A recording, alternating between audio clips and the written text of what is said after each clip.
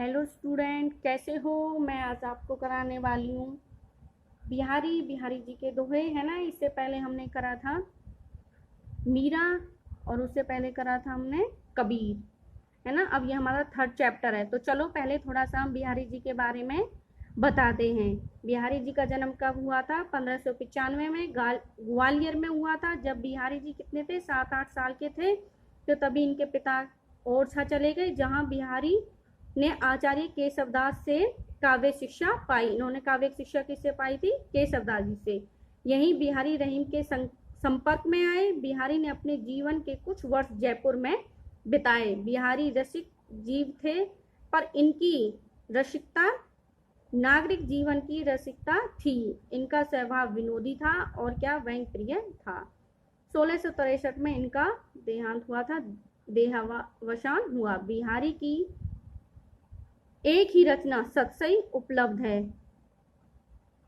जिसमें उनके लगभग 700 दोहे संग्रहित हैं। तो ठीक है, हम चलो अब इनके दोहे कर लेते हैं। सोहत ओढ़े पीतू पटु श्याम सलोने गात, मनो नील मणि शेर पर आप तू परियो प्रभात। ठीक है, तो हम क्या पहले प्रसंग लिखेंगे। प्रसंग आपको पता ही है कैसे लिखते हैं, फिर व्याख्या करेंगे। व्याख्या करने से पहले क्या है, हम इन कठिन शब्दों का क्या है मीनिंग जान लेते हैं। सोहत अच्छा लगना, ओढ़े ओढ़कर, पीतू का क्या है पीला, पटु क्या है कपड़ा, गात क्या है शरीर, नीलमणि शैल नीलमणि का पर्वत है जो वो आप तू धूप, प्रभात सुबह।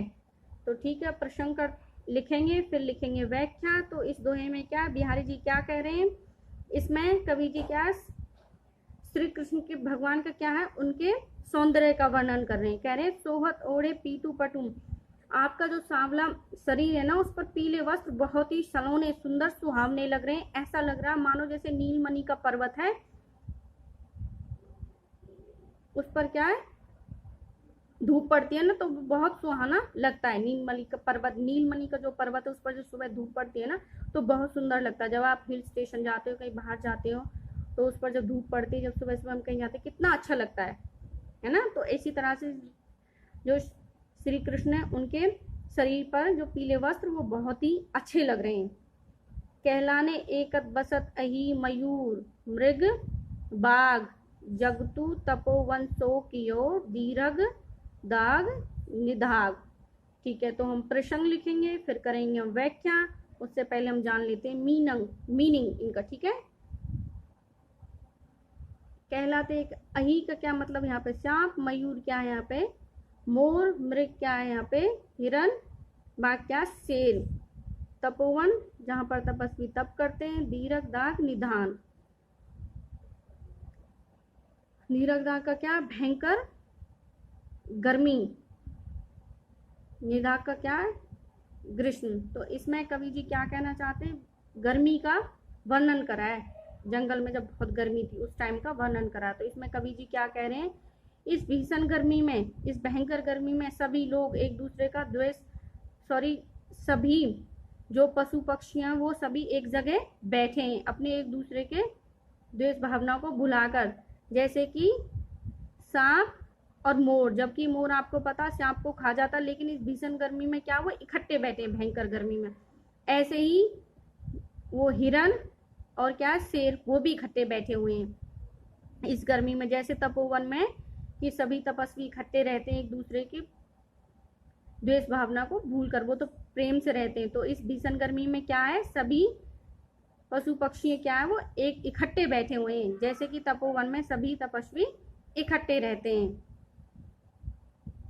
बतरस लालच लाल की मुरली धरी लुकाए, सोहे करे बहुन हंसे देन करे कहे नटी जाए। तो पहले हम प्रसंग लिखेंगे, फिर हम व्याख्या करेंगे। उससे पहले जान लेते हैं हम इनका मीनिंग, जो कठिन शब्द है ना।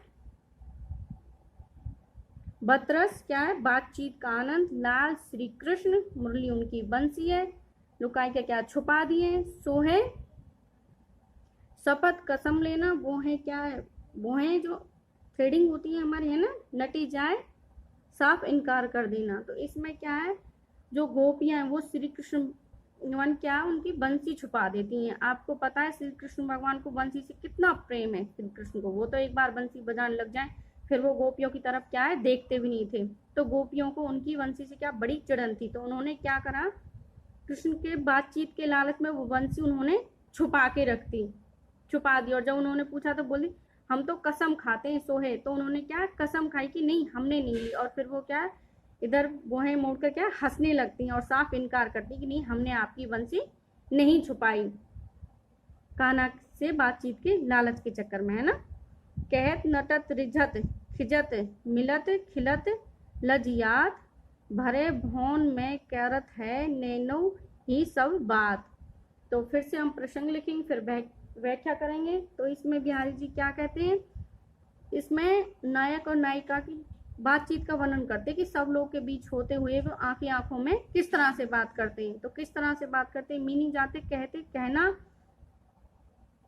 ठीक है, मीनिंग है कहना, नटत इनकार करना, रिझत मोहित होना, खिजत बनावटी गुस्सा, मिलत जब मिल जाती, खिलत खुशी और लज्जा शर्माना। भरे भवन में मतलब भरे भवन में सभी लोग हैं और आंखी आंखों में बात कर लेते हैं, ठीक है। तो यहाँ पे हम व्याख्या करेंगे। इसमें क्या नायक नायिका जब एक दूसरे से आंखों आंखों में किस तरह से बात कर, पहले तो वो बात करते हैं, कई बार वो इनकार करते हैं आंखी आंखों से, कई बार वो एक दूसरे से मोहित होते हैं आंखी आंखों से, है ना। एक खिजत कभी कभी वो बनावटी गुस्सा भी दिखाते हैं, मिलत और जब उन्हें एक दूसरों की आंखें मिल जाती तो वो खुश होते हैं और एक बार क्या उन्हें शर्म भी आने लगती है। और इस तरह से वो भरे भवन में भरी भीड़ में एक दूसरे से आंखी आंखों में बात कर लेते हैं। तो नेक्स्ट भाई देखो बहुत टाइम लगता है वीडियो बनाने में, और देखो मैं कोशिश कर रही हूँ कि आपको एक एक शब्द अच्छे से समझाऊँ, एक एक दोहा अच्छे से समझाऊँ। अगर आपको समझ आ रहा तो प्लीज़ एक बार मेरी वीडियो को लाइक कर दो, हैं, तो जिससे हमें भी उत्साह बना रहता कि हम अच्छा पढ़ा रहे हैं और स्टूडेंट कुछ समझ रहे हैं तो कुछ आगे और पढ़ाएं, है ना, और अच्छा प्रयास करें। बैठी रही अति सघन वन पेठी सदन तन महाय देखी दोपहरी जेठ की छाँव चहती चाहा। तो इसमें क्या जेठ की गर्मी का वर्णन कराया कवि ने, किसका कराया, जेठ की गर्मी का, ठीक है। तो इसमें बिहारी जी क्या कहते हैं, हम फिर से प्रसंग लिखेंगे और फिर क्या है फिर व्याख्या करेंगे। सघन का क्या है, घना जंगल, ठीक है, घना वन क्या जंगल, ठीक है।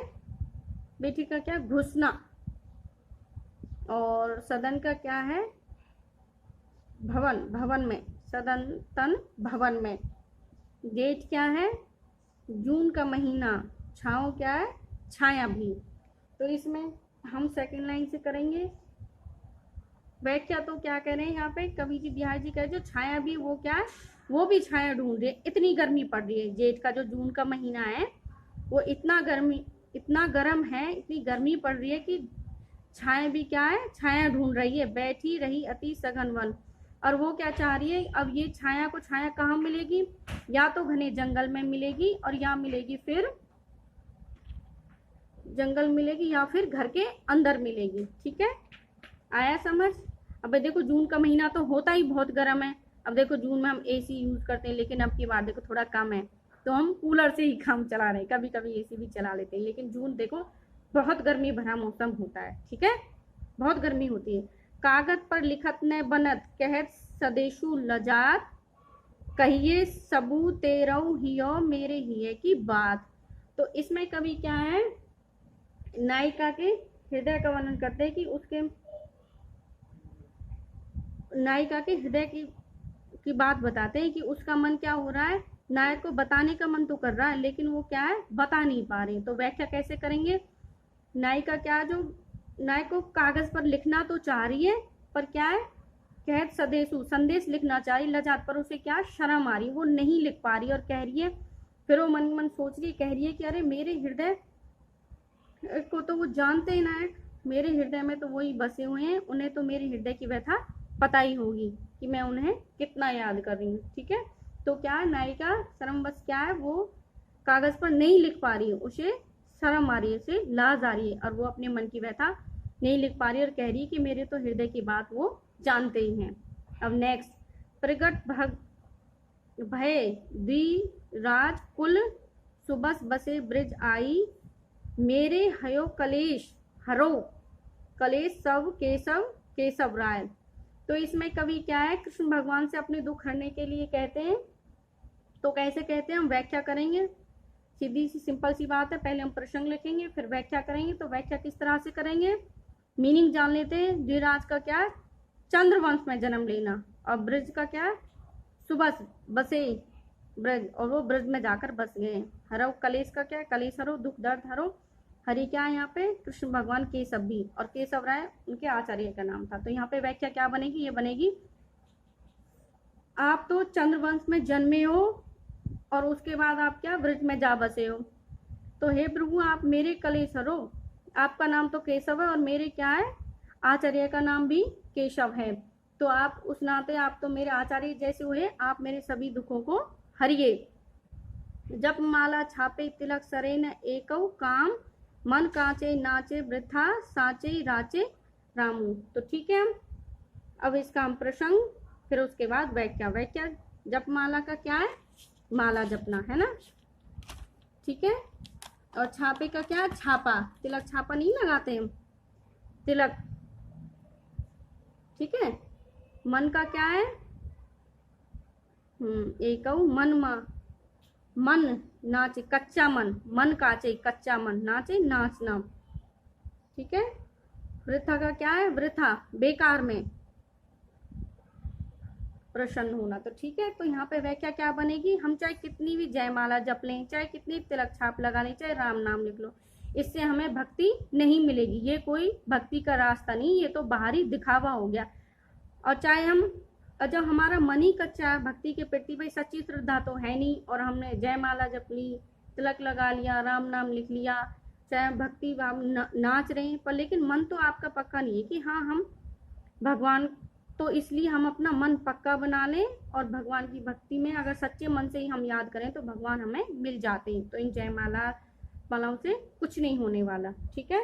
तो मैं बाहरी दिखावा ना करते हुए भगवान को अपने मन से याद करना चाहिए, ठीक है। आया आपको समझ, तो प्लीज़ आपको समझ आया तो लाइक करो, शेयर करो, कमेंट करो और मेरे चैनल को सब्सक्राइब करो। Thank you.